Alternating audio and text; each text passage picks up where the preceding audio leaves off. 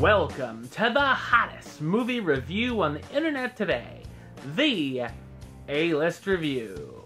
I am your host, the game changer, Wes Troop. Well, it's time for another mutant movie. Ladies and gentlemen, it's the newest X-Men film to hit theaters, and the newest superhero film to hit theaters this month. Here's my review of X-Men Apocalypse. Let's do it.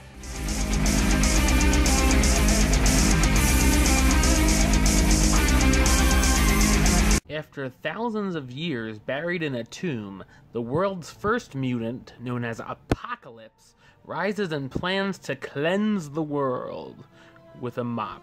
No, just kidding. He recruits 4 followers to help him do his bidding. Meanwhile, Charles Xavier finds out about the ancient being and gets some of his students, both old and new, ready to stop him. So what did I think of X-Men Apocalypse? I thought it's a satisfying new entry into the series. This is the third part of what I call the First Class series, and while I loved First Class and Days of Future Past, I felt this film was good, but falls a little short compared to those. Because of all the films taking place in different decades, the timeline has gotten a bit convoluted to follow for casual fans. This film had me trying to remember what happened or happens in its different timelines. X-Men Apocalypse takes place 10 years after the events in Days of Future Past, which would be the 1980s. While it's supposed to be 10 years later, we know it only came out Days of Future Past, that is, 2 years prior, and the characters don't look much different at all. I suppose one of their powers is that they really age well? I don't know. The movie has a bit of a build with a few pacing issues, seeing Apocalypse recruit his horsemen, and we meet some new X-Men we've already known, actually, as their teen versions. While there are a few different side plots, some better than others of course, I did like Magneto's story as it made the audience feel for him. There are a good amount of laughs, and the character of Quicksilver has another fun scene that is certainly a highlight. The action is decent, with a pretty long final battle sequence between Apocalypse and his horsemen against the X-Men, including a Nightmare on Elm Street-like battle included.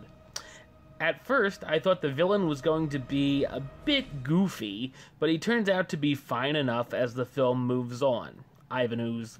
The cast is filled with loads of characters, and stars James McAvoy as Charles Xavier, the professor in charge of having to stop the world's latest foe, Michael Fassbender as Magneto, who had been in hiding with a different identity until a tragedy and Apocalypse recruited him as one of his followers, Jennifer Lawrence as Mystique, who's now become a hero to mutants around the world but doesn't see herself that way, Oscar Isaac as Apocalypse, the ancient villain who's brought back to life and wants to take over the world, Rose Byrne as Moira, a CIA agent and Charles's former love, as well as appearances from Nicholas Hoult as Beast, Evan Peters as Quicksilver, Sophie Turner as Jean Grey, another highlight of the film, Ty Sheridan as Cyclops, Cody Smit-McPhee as Nightcrawler, Alexandra Shipp as Storm, and Olivia Munn as Psylocke.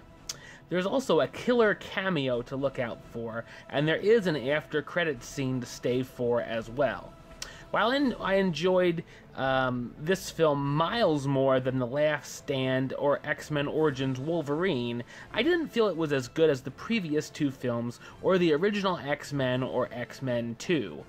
While it might not be a mind-blowing experience, X-Men Apocalypse is still a fun ride for fans of the series. I'm gonna give it the rating of do it. Alright, well that's the review. I'll be back tomorrow with my review of Alice Through the Looking Glass, and I'll also be reviewing the Netflix comedy The Do-Over, coming up in the next couple episodes. So be sure to come back and check those out. But until then, don't forget to subscribe right here on YouTube. youtube.com/westside515. You can like the show on Facebook, facebook.com/WestTrueBaylist. And of course, you can follow me on the Twitter or the Instagram @WesAList. Until next time, Troop out.